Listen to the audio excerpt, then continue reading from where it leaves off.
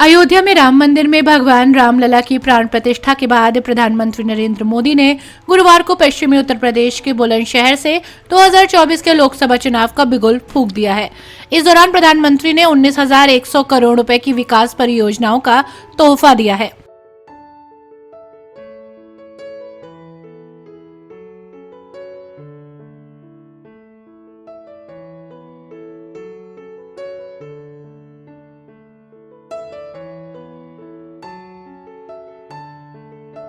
प्रधानमंत्री मोदी ने अपने भाषण के दौरान राम मंदिर से लेकर पूर्व मुख्यमंत्री कल्याण सिंह का जिक्र किया है। प्रधानमंत्री ने बुलंदशहर में जनसभा को संबोधित करते हुए 2024 के चुनाव प्रचार का आगाज कर दिया। पीएम मोदी ने अपने भाषण में विपक्ष पर निशाना साधते हुए कहा कि देश का एक बहुत बड़ा हिस्सा विकास से वंचित रहा, उसमें भी उत्तर प्रदेश, जहां देश की सबसे अधिक आबादी बसती थी, उस पर उतना ध्यान नहीं दिया गया। ये इसलिए हुआ क्योंकि लंबे समय तक यह सरकार चलाने वालों ने शासकों की तरह बर्ताव किया। भारत माता की, भारत माता की। उत्तर प्रदेश की गवर्नर आनंदीबेन पटेल, यहां के लोकप्रिय मुख्यमंत्री श्रीमान योगी आदित्यनाथ जी, उप मुख्यमंत्री ब्रजेश पाठक जी, केंद्रीय मंत्री श्री वीके सिंह जी, उत्तर प्रदेश भारतीय जनता पार्टी के अध्यक्ष श्रीमान भूपेंद्र चौधरी जी, अन्य प्रतिनिधिगण और बुलंद के मेरे प्यारे भाइयों और बहनों,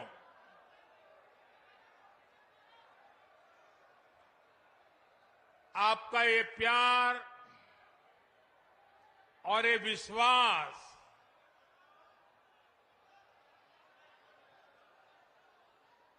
जीवन में इससे बड़ा सौभाग्य क्या हो सकता है। मैं आपके प्यार के लिए अभिभूत हूं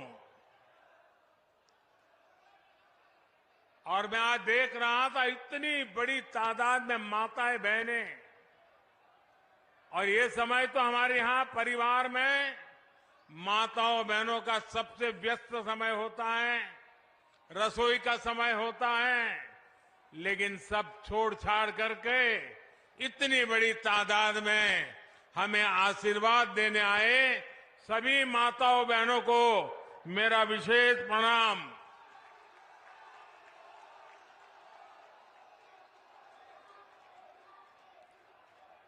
बाईस तारीख को अयोध्या धाम में प्रभु श्री राम के दर्शन हुए और अब यहां जनता जनार्दन के दर्शन का सौभाग्य मिला है। आज पश्चिमी यूपी को विकास के लिए 19,000 करोड़ रुपए से अधिक के प्रोजेक्ट भी मिले हैं। ये project rail line, highway, petroleum pipeline, पानी, सीवेज, मेडिकल कॉलेज और औद्योगिक शहर से जुड़े हुए हैं। आज यमुना और रामगंगा की स्वच्छता से जुड़े प्रोजेक्ट का भी लोकार्पण हुआ है। मैं बुलंदशहर सहित पश्चिमी उत्तर प्रदेश के सभी मेरे परिवारजनों को इसके लिए बहुत बहुत बधाई देता हूं।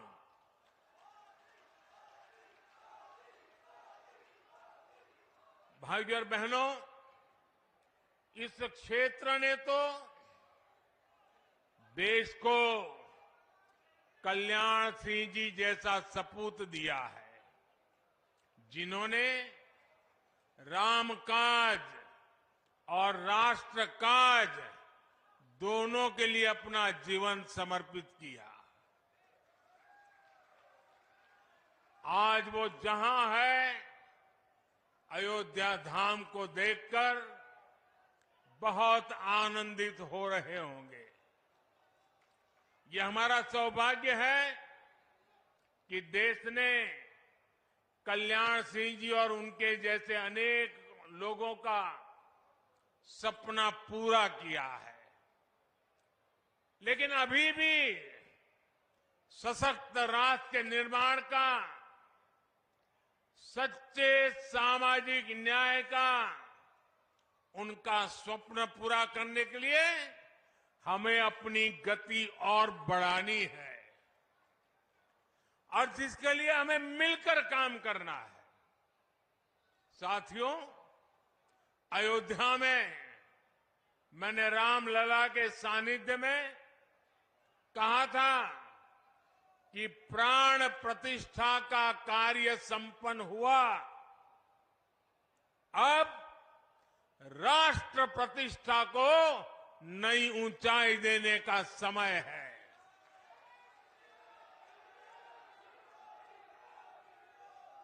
हमें देव से देश और राम से राष्ट्र के मार्ग को और प्रशस्त करना है। हमारा लक्ष्य साल 2047 तक भारत को विकसित राष्ट्र बनाना है और लक्ष्य बड़ा हो तो उसके लिए हर साधन जुटाना होता है, सबको मिलकर के प्रयास करना पड़ता है। विकसित भारत का निर्माण भी यूपी के तेज विकास के बिना संभव नहीं है। इसके लिए हमें खेत खलिहान से लेकर ज्ञान, विज्ञान, उद्योग, उद्यम तक हर शक्ति को जगाना है। आज का ये आयोजन इसी दिशा में एक और कदम है, बड़ा कदम है, महत्वपूर्ण कदम है। साथियों, आजादी के बाद के दशकों में लंबे समय तक भारत में विकास को सिर्फ कुछ ही क्षेत्रों में सीमित रखा गया। देश का एक बहुत बड़ा हिस्सा विकास से वंचित रहा। इसमें भी उत्तर प्रदेश, जहां देश की सबसे अधिक आबादी बसती थी, उस पर उतना ध्यान नहीं दिया गया। ये इसलिए हुआ क्योंकि लंबे समय तक यहां सरकार चलाने वालों ने शासकों की तरह बर्ताव किया। जनता को अभाव में रखने का, समाज में बंटवारे का रास्ता उनको सत्ता पाने का सबसे सरल माध्यम लगा। इसकी कीमत उत्तर प्रदेश की अनेक पीढ़ियों ने भुगती है, लेकिन साथ साथ देश को भी इसका बहुत बड़ा नुकसान हुआ है। जब देश का सबसे बड़ा राज्य ही अगर कमजोर हो तो देश कैसे ताकतवर हो सकता था। आप मुझे बताइए, क्या देश ताकतवर हो सकता है क्या? उत्तर प्रदेश को पहले ताकतवर बनाना होगा कि नहीं बनाना होगा? और मैं तो यूपी का सांसद हूं और मेरी विशेष जिम्मेवारी है।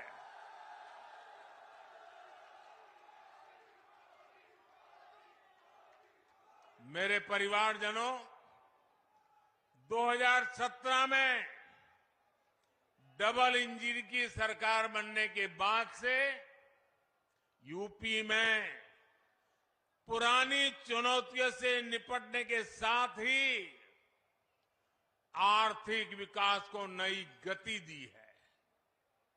आज का कार्यक्रम हमारी इस प्रतिबद्धता का प्रमाण है।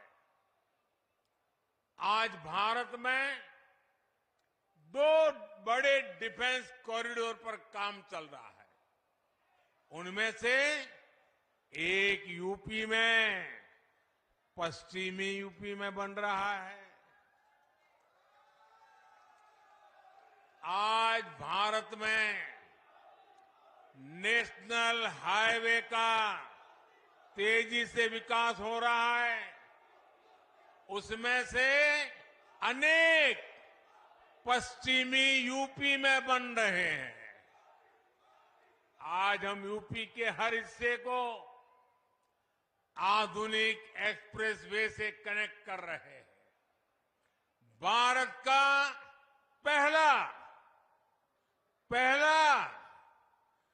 पहला नमो भारत ट्रेन प्रोजेक्ट पश्चिम यूपी में ही शुरू हुआ है। यूपी के कई शहर मेट्रो सुविधा से जुड़ रहे हैं।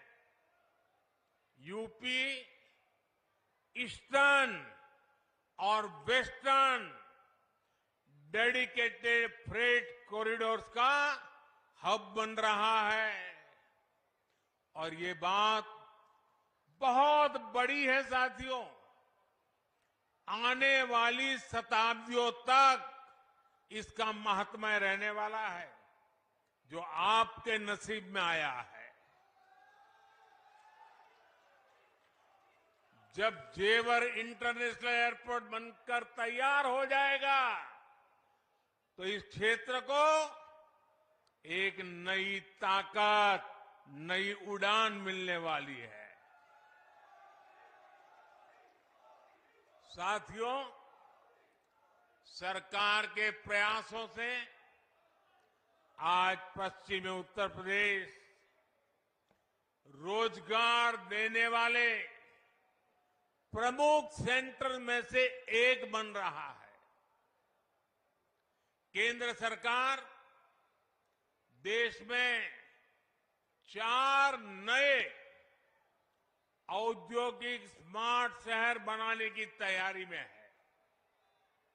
ऐसे नए शहर जो दुनिया के श्रेष्ठ मैन्युफैक्चरिंग और निवेश स्थलों को, सिविल सोसाइटी हो, किसान उत्पाद संघ एफपीओ हो, इनको गांव-गांव तक पहुंचाया जा रहा है। ये छोटे किसानों को बाजार की बड़ी ताकत बन रहा है। खरीद बिक्री हो, लोन हो, कोई फूड प्रोसेसिंग उद्योग हो, एक्सपोर्ट हो, ऐसे हर काम के लिए किसानों की सहकारी संस्थानों को प्रोत्साहित किया जा रहा है। ये छोटे से छोटे किसान को भी सशक्त करने का एक बहुत बड़ा माध्यम बन रही है। किसानों की एक बहुत बड़ी समस्या भंडारण की सुविधा के अभाव की भी रही है। हमारी सरकार ने भंडारण की सुविधाओं के निर्माण के लिए दुनिया की सबसे बड़ी योजना शुरू की है। इसके तहत पूरे देश में कोल्ड स्टोरेज का भंडारण का नेटवर्क तैयार किया जा रहा है। साथियों, हमारा प्रयास है कि खेती किसानी को आधुनिक तकनीक से जोड़ा जाए। इसमें भी गांव में हमारी नारी शक्ति के माध्यम एक बहुत बड़ी ताकत बन सकता है और उस दिशा में हम काम कर रहे हैं। केंद्र सरकार ने नमो ड्रोन दीदी योजना शुरू की है। इससे महिलाओं के स्वयं सहायता समूहों को ड्रोन पायलट की ट्रेनिंग दी जा रही है। उन्हें ड्रोन दिए जा रहे हैं। भविष्य में ये नमो ड्रोन दीदी ग्रामीण अर्थव्यवस्था और खेती किसानी की बहुत बड़ी ताकत बनने जा रही है। साथियों, किसानों के लिए जितना हमारी सरकार ने काम किया है, उतना पहले किसी सरकार ने नहीं किया है। बीते 10 वर्षों में जन कल्याण की हर योजना का सीधा लाभ हमारे छोटे किसानों को मिला है। करोड़ों पक्के घर बने हैं, तो इनके बहुत बड़े लाभार्थी छोटे किसान और खेत मजदूर है। गांवों के करोड़ों घरों में पहली बार टॉयलेट बने हैं। पहली बार गांव के करोड़ों घरों में नल से जल पहुंचा है।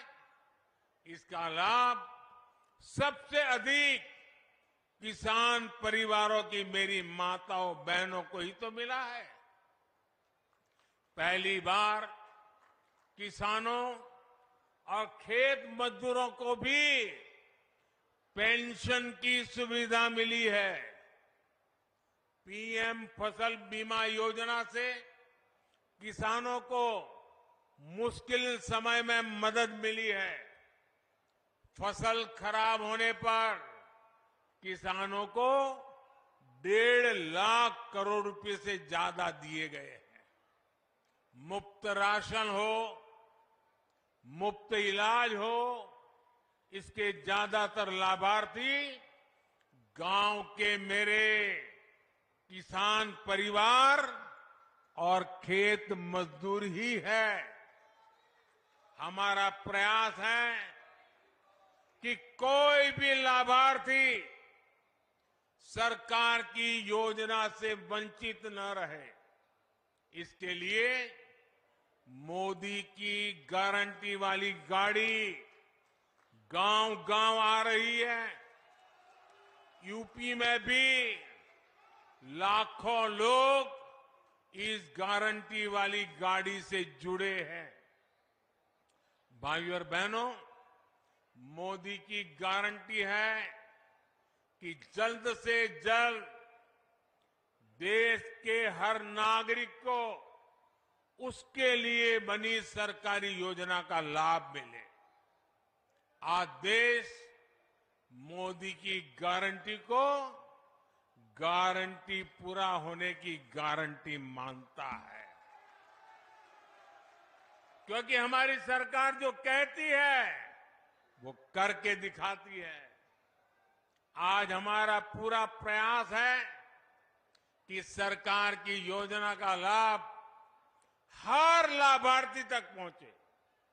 इसलिए मोदी सैचुरेशन की गारंटी दे रहा है, 100% की गारंटी दे रहा है। जब सरकार 100% लाभार्थियों तक पहुंचती है तो किसी भेदभाव की गुंजाइश नहीं रह जाती। जब सरकार 100% लाभार्थियों तक पहुंचती है तो किसी भ्रष्टाचार की गुंजाइश भी नहीं रह जाती। और यही सच्चा सेक्युलरिज्म है, यही सच्चा सामाजिक न्याय है। गरीब किसी भी समाज में हो, उसकी जरूरतें उसके सपने समान है। किसान किसी भी समाज को हो, उसकी जरूरतें उसके सपने एक जैसे हैं। महिलाएं किसी भी समाज की हो, उनकी जरूरतें उनके सपने भी एक ही है। युवा किसी भी समाज के हो, उनके सपने उनकी चुनौतियां एक जैसी ही है। इसलिए मोदी बिना भेदभाव के हर जरूरतमंद तक तेजी से पहुंचना चाहता है। आजादी के बाद लंबे समय तक कोई गरीबी हटाओ का नारा देता रहा, कोई सामाजिक न्याय के नाम पर झूठ बोलता रहा, लेकिन देश के गरीबों ने देखा कि सिर्फ कुछ परिवारों के घर अमीरी आई, कुछ ही परिवारों की राजनीति फली फूली। सामान्य गरीब, दलित, पिछड़ा तो अपराधियों और दंगों से सहमा हुआ था। लेकिन अब देश में स्थितियां बदल रही है। मोदी ईमानदारी से आपकी सेवा में जुटा है। इसी का नतीजा है कि हमारी सरकार के 10 वर्षों में 25 करोड़ लोग, यह आंकड़ा बहुत बड़ा है, 25 करोड़ लोग गरीबी से बाहर निकले हैं। जो बाकी बचे हैं, उन्हें भी उम्मीद जगी है कि वे भी जल्द ही गरीबी को परास्त कर देंगे। साथियों, मेरे लिए तो आप ही मेरा परिवार है।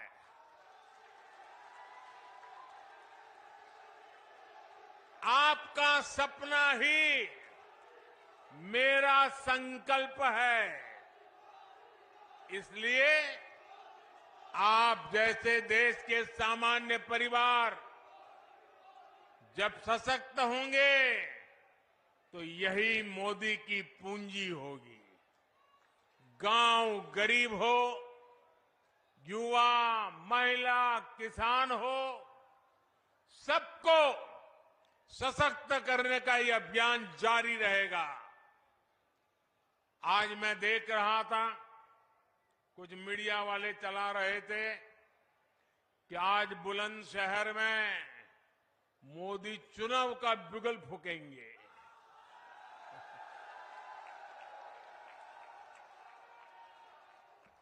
मोदी तो विकास का बिगुल फूंकता रहता है।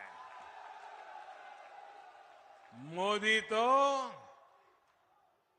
समाज के आखिरी व्यक्ति के कल्याण के लिए बिगुल फूंकता रहता है। मोदी को न पहले जरूरत थी, न आज जरूरत है, न आगे जरूरत है चुनाव के बिगुल फूंकने की। मोदी के लिए तो ये जनता जनार्दन बिगुल फूंकती रहती है। और जब जनता जनार्दन बिगुल फूंकती है तो मोदी को अपना समय उस बिगुल फूंकने में नहीं लगाना पड़ता। उसको तो अपना समय जनता जनार्दन के चरणों में बैठ करके सेवा भाव से काम करने में उसका समय लगा रहता है।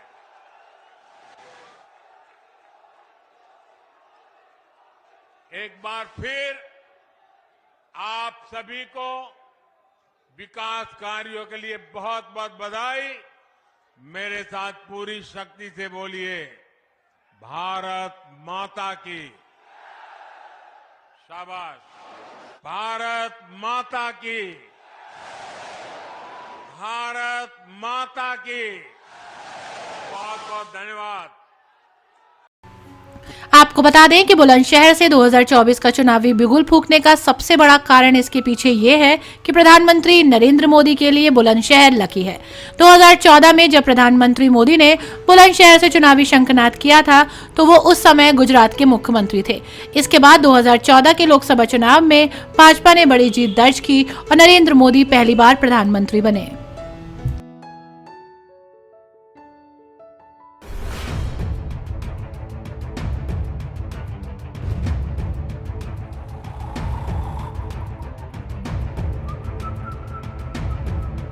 हर बड़ी खबर का असली एड्रेस है खबरनामा। इसलिए हर न्यूज अपडेट के लिए सब्सक्राइब करें और फॉलो करें खबरनामा। और इस वीडियो के लाइक बटन को प्रेस कर इस वीडियो पर कमेंट के जरिए अपनी राय देना ना भूलें।